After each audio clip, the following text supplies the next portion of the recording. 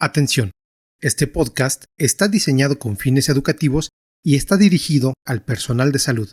No debe ser tomado como una opinión médica. Innovación, ciencia y convivencia. La Asociación Mexicana de Gastroenterología presenta Educación Médica Continua. Agradecemos a nuestros patrocinadores.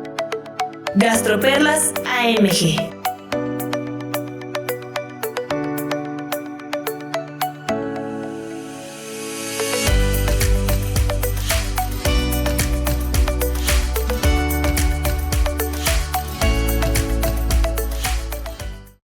Hola, ¿qué tal a todos? Bienvenidos al podcast Gastroperlas AMG en su episodio 109 y el día de hoy el tema va a ser eructos. Antes de presentar a nuestros invitados, quiero agradecer a todos los laboratorios por ayudarnos a continuar con la educación médica continua. Y quiero comenzar presentándoles a la doctora Eliana Carolina Morel Cerda. Ella es egresada de Medicina de la Escuela Pontificia Universidad Católica Madre y Maestra de Santiago en República Dominicana. Realizó medicina interna en el Hospital Metropolitano de Santiago. Posteriormente realizó la subespecialidad en gastroenterología por el Hospital Fray Alcalde en Guadalajara y realizó un entrenamiento en neurogastroenterología en el Instituto de Investigaciones Médico-Biológicas de la UB. Actualmente es adscrita en el Hospital Civil Fray Antonio Alcalde de la Universidad de Guadalajara. Bienvenida, doctora. Muchas gracias, doctora Carla. Y finalmente, pero muy importante también, quiero presentarles al doctor Daniel Cifre. Él realizó medicina en Buenos Aires, Argentina, posteriormente medicina interna y gastroenterología en el Hospital General Posadas, Argentina. Realizó motilidad gastrointestinal en Bélgica. Fue investigador del Centro de Investigaciones de Gastroenterología de la Universidad de Lovaina en Bélgica, donde también realizó su doctorado. Fue profesor asociado y titular de la Universidad de Medicina en Lovaina. También fue profesor de Fisiología Gastrointestinal en la Facultad de Medicina y Odontología de Barts y de London School of Medicine en la Universidad de Queen Mary de Londres. Es revisor de la mayoría de las revistas de gastroenterología y miembro del comité editorial y editor asociado de múltiples revistas. Es autor de múltiples artículos originales y capítulos de libro. También tuvo el premio Janssen en el 2003 y el premio a la neurogastroenterología en el 2005. Actualmente se dedica a la consulta privada en Londres, Inglaterra. Muchas gracias por estar aquí, doctor. Muchas gracias por la invitación a participar en este evento. Y bueno, para comenzar ahora sí con el tema, los eructos, que es uno de los síntomas más frecuentes en gastroenterología, tanto como síntoma único, pero también asociado a otras patologías.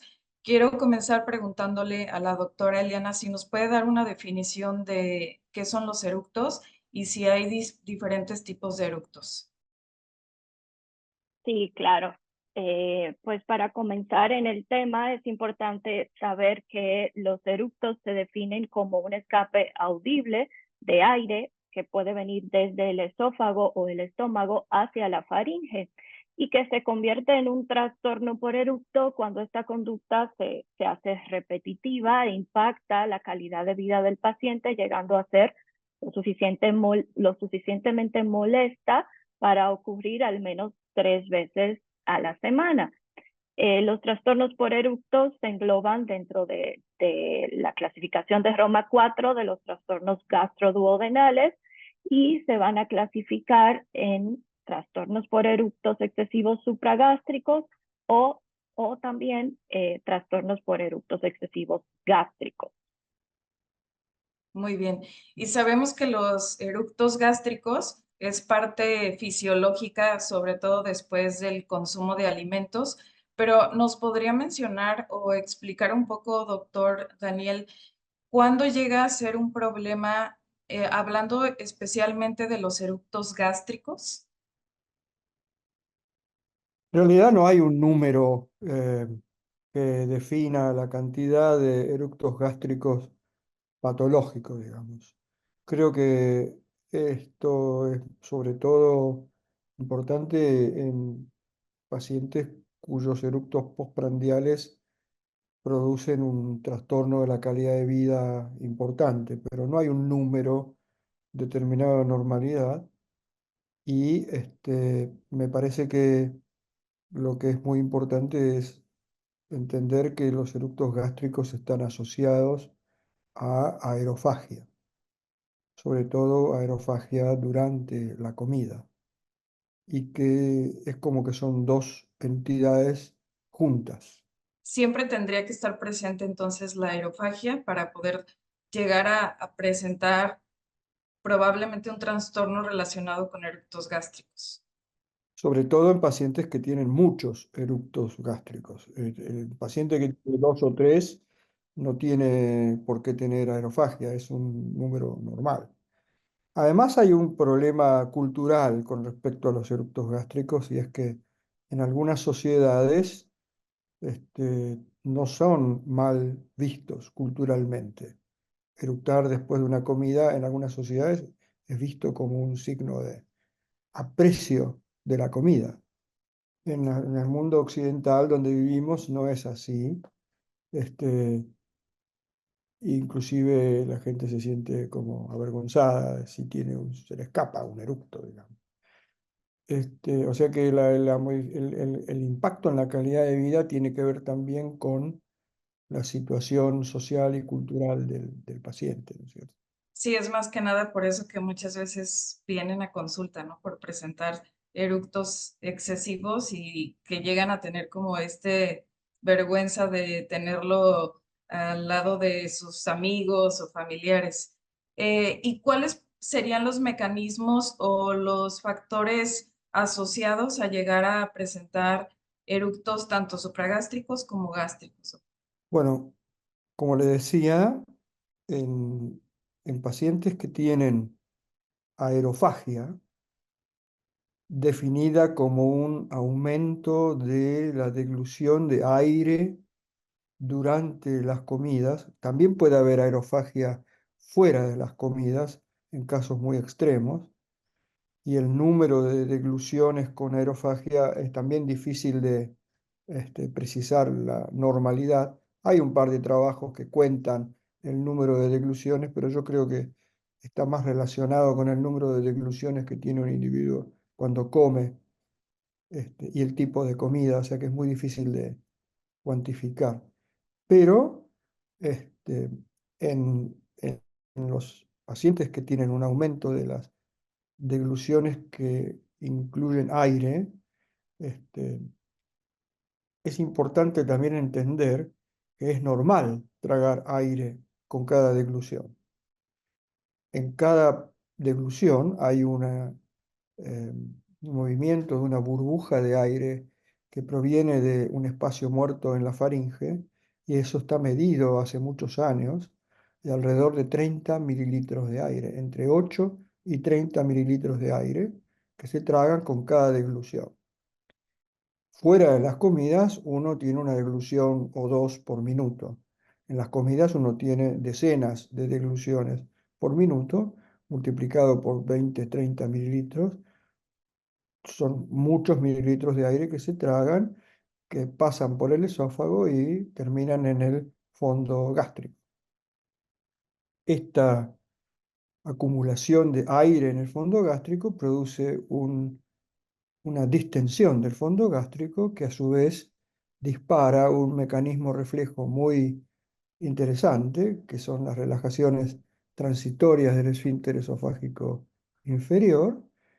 El esfínter se abre, el diafragma se relaja y hay un aumento de la presión intragástrica que el individuo hace voluntariamente y produce un aumento del gradiente de presión entre el estómago y el tórax y el esófago, lo cual mueve el aire gástrico hacia arriba Esto produce distensión del esófago, que a su vez genera relajación del esfínter esofágico superior, a través del cual se elimina el aire en forma de eructo. Este es el mecanismo por el cual suceden los eructos gástricos. El mecanismo para eructos supragástricos es diferente. En este caso, los pacientes no están tragando aire. En este caso, hay otra situación, muy parecida al hipo. ¿En qué sentido? En el sentido de que en este caso hay el primer fenómeno, es un movimiento abrupto, rápido, hacia abajo del diafragma. Este movimiento genera una presión negativa en el tórax, una presión intratorácica negativa, que se transmite al esófago. Hay una presión intraesofágica negativa. Esta presión negativa también genera una apertura del esfínter esofágico superior.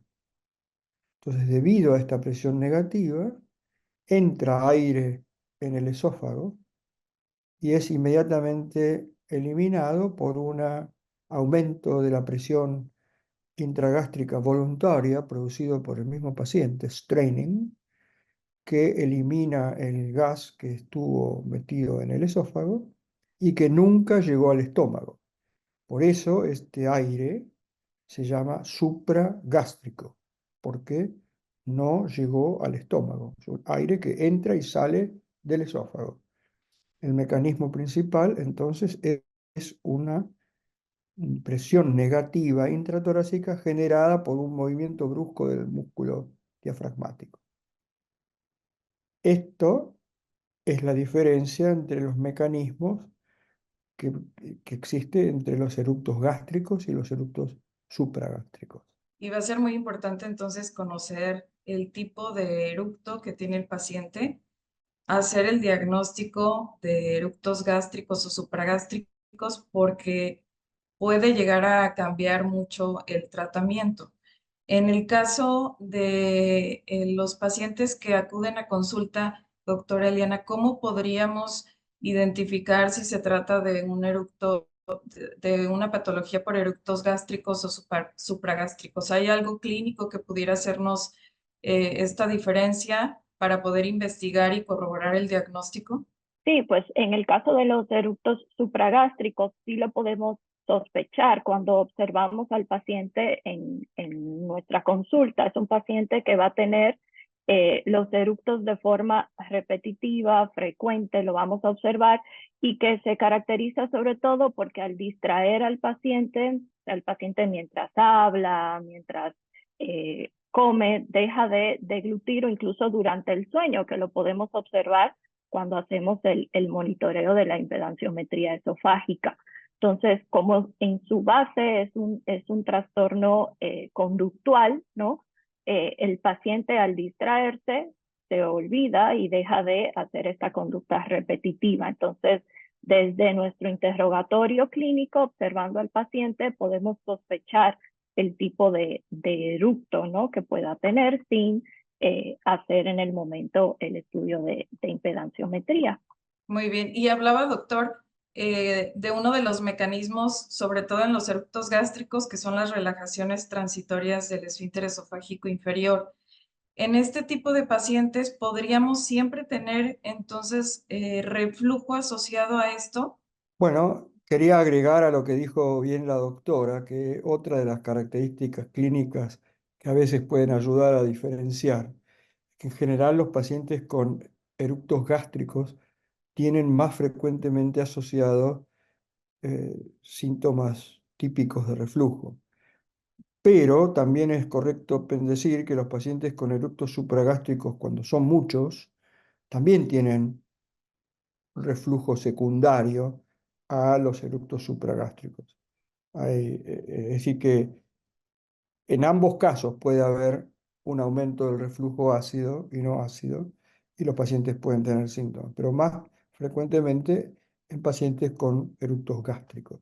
¿Y los eructos gástricos ¿serían una causa o una consecuencia del reflujo? Desde mi punto de vista, una causa, una consecuencia. El fenómeno de distensión del estómago produce relajación transitoria y como consecuencia de eso se produce escape de aire primero, seguido ese escape de aire por líquido de lo que hay en lo que se llama el acid pocket. En el momento que se abre el esfínter en la relajación transitoria, lo que hay disponible sube. Si hay aire solo, sube aire solo. Si hay aire más líquido, cualquiera sea el pH del líquido, va a subir también. O sea que yo creo que el reflujo es una consecuencia de alguna manera, más que la causa. Muy bien. Y además de que el reflujo puede estar asociado a los eructos, ¿hay alguna otra enfermedad, sobre todo en esta parte de los trastornos funcionales, doctora Eliana, que pueda estar asociada también a cualquiera de estos eructos? Sí, también se han descrito asociaciones, por ejemplo, con otro trastorno funcional como el síndrome de rumiación, en el cual sabemos que el paciente va a tener una regurgitación sin esfuerzo recurrente del alimento ingerido hacia la boca y posterior deglución. Sí está descrito que muchas veces el eructo supragástrico puede desencadenar episodios de rumiación en los pacientes. O sea, tienen primero el eructo supragástrico y eso luego es seguido del esfuerzo abdominal que provoca el reflujo retrógrado, ¿no?, del contenido gástrico hacia el esófago. Entonces se puede asociar a síndrome de rumiación. También hay algunos reportes de asociación con globus, que es esa sensación de cuerpo extraño en la garganta y puede acompañar también al paciente con trastornos por eructos. También, como mencionó el doctor Cifrin, los pacientes con aerofagia, aunque son condiciones, sabemos, diferentes y con mecanismos fisiopatológicos diferentes, sí se puede asociar también a trastornos por eructos. En el caso de los eructos supragástricos, también se han asociado frecuentemente a trastorno por ansiedad. Entonces, son de las entidades o enfermedades que debemos de abordar y descartar en los pacientes. Incluso enfermedades como gastroparesia pueden también generar trastornos por eructos en los pacientes, dispepsia funcional, que es otra de los trastornos digestivos de la interacción del eje cerebro-intestino asociado a eructos excesivos. Pacientes embarazadas, hay también reportes de casos de trastornos por eructos desencadenados por el embarazo y que posteriormente se resuelven con la terminación del embarazo. Muy bien. Y en cuanto al diagnóstico, ¿cómo podemos hacer el diagnóstico certero, doctor, tanto de eructos supragástricos y gástricos? Bueno, tenemos la suerte de contar con una técnica que es capaz de visualizar el movimiento de aire dentro del esófago. Esto es algo, diría, de los últimos 25 años, no existía antes. Esta técnica se llama impedancia y esta técnica permite ver cambios en el trazado debidos a movimientos de aire. El aire produce un aumento de la impedancia. La impedancia es lo mismo que la resistencia al movimiento de los iones, de la conductividad eléctrica. Cuando hay aire, hay muy mala conductividad, es decir, que aumenta la resistencia. Eso quiere decir que aumenta la impedancia. Y cuando el movimiento de aire es muy rápido, como en un eructo, el aumento de impedancia es muy rápido y es tal que inclusive se sale de la escala. Es una espiga que aparece en la impedancia, es un movimiento muy rápido de aire detectado por la impedancia. Cuando uno es capaz de modificar la, la velocidad del movimiento en la impedancia, puede ver la dirección del movimiento del aire. Si es un aire que se mueve desde el estómago hacia arriba, hacia el esófago superior, o es un aire que se mueve desde el esófago superior hacia abajo. Eso permite diferenciar los eructos gástricos de los eructos supragástricos. En los eructos gástricos, el aire proviene desde el estómago, o sea que se mueve hacia arriba, mientras que los eructos supragástricos, el aire primero entra en el esófago por esta presión negativa que se generó y luego es eliminado por un aumento de la presión generada por el paciente en forma retrógrada. El patrón de movimiento de aire en gástricos y supragástricos es muy diferente. Es decir, que tenemos una técnica que permite perfectamente confirmar eso. Aparte, permite cuantificar, porque uno puede medir, contar en un estudio por unidad de tiempo qué cantidad de eructos hubo. A veces los pacientes vienen y dicen que tuvieron muchísimos eructos y uno mide y resulta que tuvieron una cantidad aceptable, normal. Mientras que otros pacientes al revés, minimizan el problema y cuando uno hace un estudio se da cuenta que tuvieron muchísimos eructos en 24 horas. Es decir, que el diagnóstico se sospecha clínicamente, como dijo la doctora, y se confirma con un estudio de impedancia. Se puede hacer en el contexto de una manometría con impedancia, en un estudio un poquito más prolongado postprandial. Si uno le da de comer al paciente y mide durante 15 minutos, por ejemplo, en una manometría de alta resolución con impedancia, uno puede detectar estos eructos y hacer el diagnóstico, pero desde mi punto de vista es mejor para cuantificar durante el día el diagnóstico con el estudio de la pH impedanciometría de 24 horas. Muy bien. Y hay varios artículos que mencionan que uno de los trastornos que pueden estar asociados a los eructos es la hipomotilidad esofágica. ¿Qué podrían ustedes hablar un poco sobre ese trastorno motor esofágico que está asociado a los eructos? Y hay estudios en los cuales ha participado el doctor Cifrin, en los cuales se ha identificado que aproximadamente un 30% de los pacientes con, sobre todo, eructos supragástricos pueden tener motilidad esofágica inefectiva. Y esto a su vez se puede asociar también a un tiempo de exposición al ácido anormal.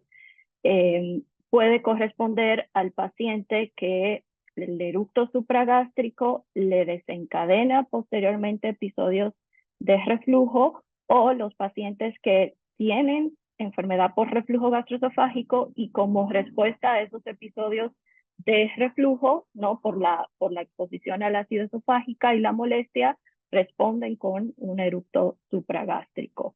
Entonces, sí está descrito la hipomotilidad en los pacientes con trastornos por eructos. En realidad, yo tenía la hipótesis de que la distensión crónica producida por aire eh, generaba una hipomotilidad similar a la que sucede en los pacientes con insuficiencia cardíaca crónica, que tienen una distensión crónica inducida a veces por hipertensión arterial. Pero los estudios que hicimos no demostraron una correlación muy precisa entre la severidad de la distensión y los eructos y la frecuencia o la severidad de la peristalsis ineficaz. Hay un grupo que efectivamente tienen, pero menos de lo que yo sospechaba, digamos, o me imaginaba. ¿Y es el único trastorno motor que podríamos quizá asociar o relacionar con los eructos? No, yo creo que la doctora dijo antes, y me parece que es muy importante, que en muchos pacientes con gastroparesia o con dispepsia o gastroparesia, estos pacientes tienen un disconfort epigástrico muy típico y ellos sienten que pueden reducir el disconfort epigástrico eructando. Y en algunos funciona y en otros no. Y en algunos ese es el inicio de la patología conductual, digamos, empiezan eructando para aliviar un poquito el disconfort epigástrico por dispepsia, digamos, y luego se transforma en una actividad automática, descontrolada. Y es ahí cuando viene el problema, ¿no? Que ya todo el tiempo, independientemente de si continúan o no con este síntoma de dispepsia o de gastroparesia, siguen teniendo los eructos quizá en exceso, que los lleva finalmente a tener atención médica.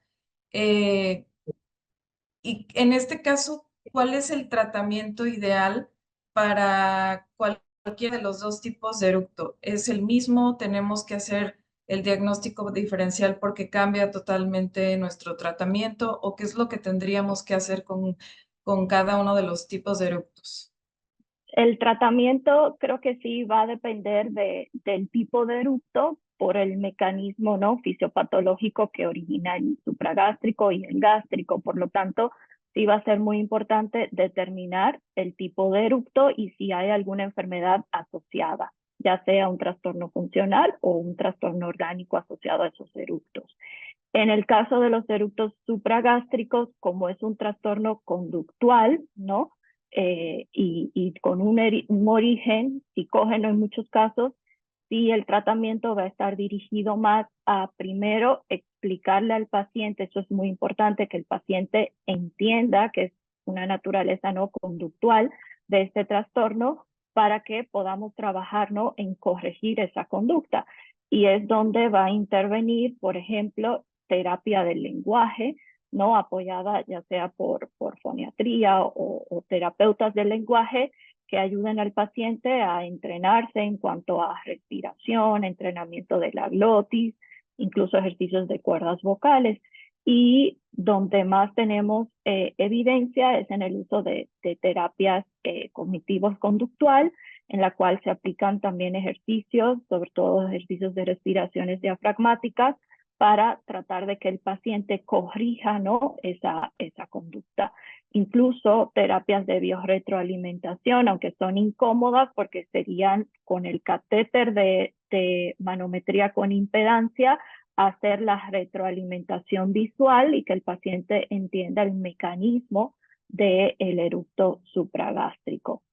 Y en el caso, por ejemplo, de que esos eructos estén asociados a enfermedad por reflujo gastroesofágico, sí va a ser importante, ¿no?, el tratamiento tanto de la ERGE como la parte conductual.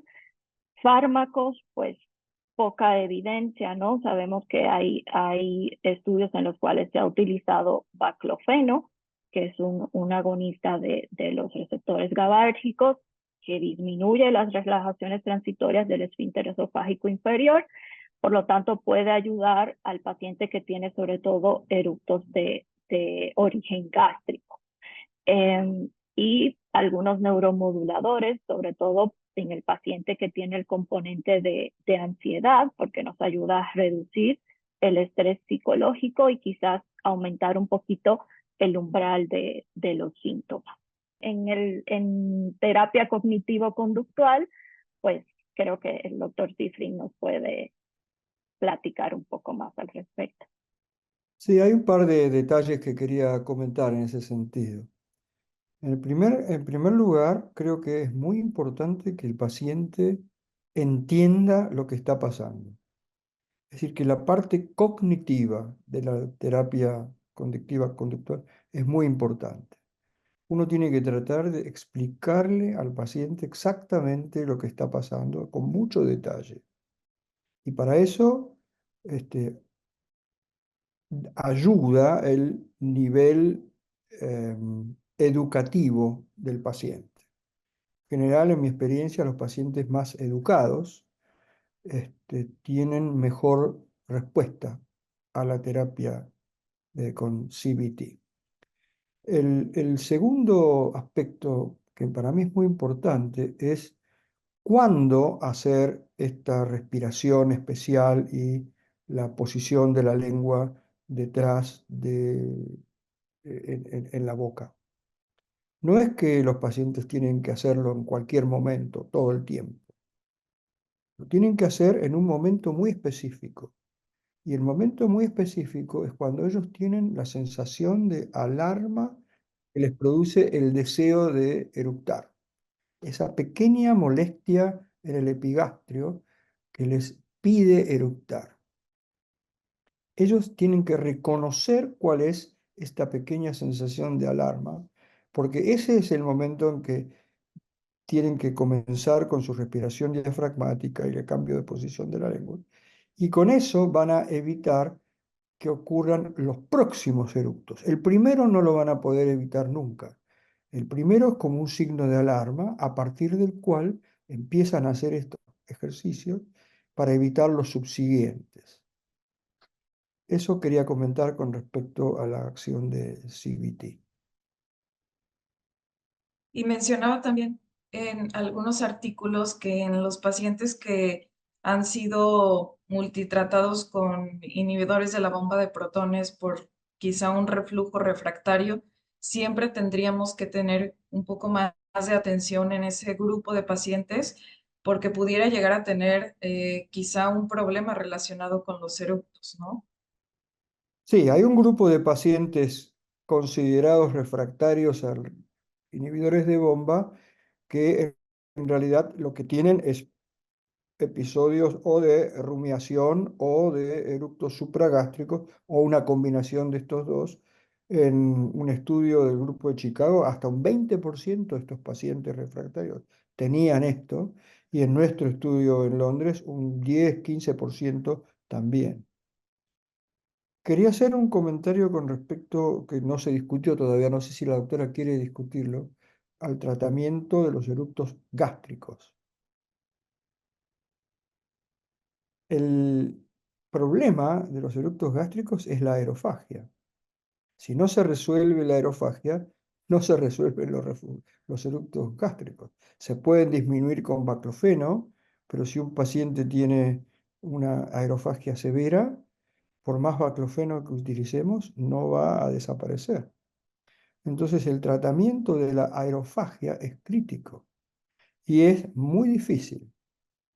¿Cómo reducir la aerofagia? Es muy difícil. Hay algunas medidas que hay que tomar, sobre todo en la forma de comer, la dieta.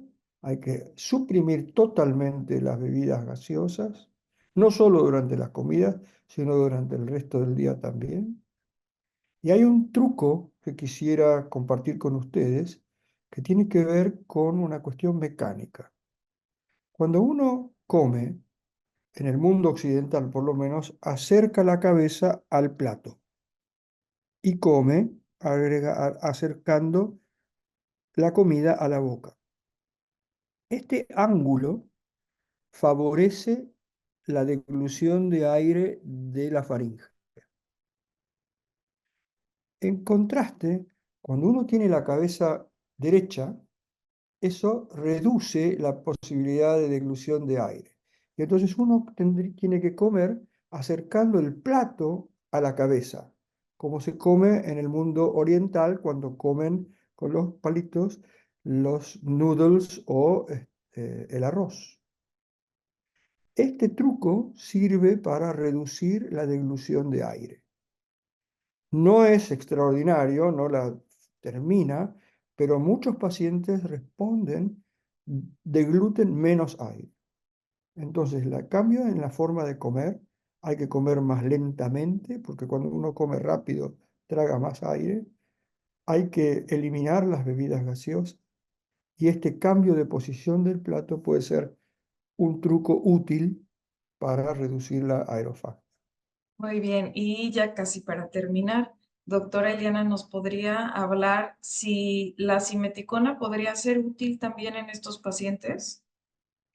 La simeticona nos pudiera ayudar sobre todo en el paciente con eructos gástricos, ¿no? Porque ayuda a reducir ahí la tensión de las burbujas de gas, más que en el paciente con eructos supragástricos por el mecanismo del eructo, ¿no? Bueno, entonces ya vimos que va a ser muy importante conocer la clínica, pero sobre todo el diagnóstico diferencial de los eructos Ya sabemos que no es solamente un tipo de eructo y esto va a ser importante porque va a depender mucho el tratamiento que requiere el paciente. Me gustaría terminar nada más con una gastroperla de cada uno de ustedes, por favor. Pues comenzando, yo pienso que es importante que todos los que vemos pacientes con síntomas digestivos eh, interroguemos, ¿no?, sobre la presencia de eructos. Los eructos supragástricos, saber que podemos sospecharlo de forma clínica por la conducta de eructos repetitivos y que son pacientes que debemos de descartar también enfermedades orgánicas asociadas a los eructos. Desde mi punto de vista, yo creo que los eructos son un problema social y cultural que afecta mucho a la población moderna, sobre todo a la gente más joven, que está enfrentada a este problema en sus relaciones sociales y profesionales. Y creo que uno tiene que tratar de aprovechar esta situación para estudiar estos pacientes, entender el mecanismo y dar el tratamiento adecuado para los diferentes tipos de eructos. En lo posible, sin usar medicación, porque esta misma gente joven puede tener efectos adversos producidos por medicaciones como el baclofeno en su actividad intelectual. Muy bien, pues muchas gracias. Creo que nos hablaron básicamente de lo más importante de los eructos, de cómo podemos hacer el diagnóstico y incluso pues empezar el tratamiento con cosas bastante simples que pudieran ayudar a los pacientes. Muchas gracias por habernos ayudado con este podcast. Gracias por la invitación. Saludos a todos mis colegas en México. Adiós. Muchas gracias por la invitación. Innovación, Ciencia y convivencia. La Asociación Mexicana de Gastroenterología presentó Educación Médica Continua. Agradecemos a nuestros patrocinadores. Gastroperlas AMG. Atención, este podcast está diseñado con fines educativos y está dirigido al personal de salud. No debe ser tomado como una opinión médica.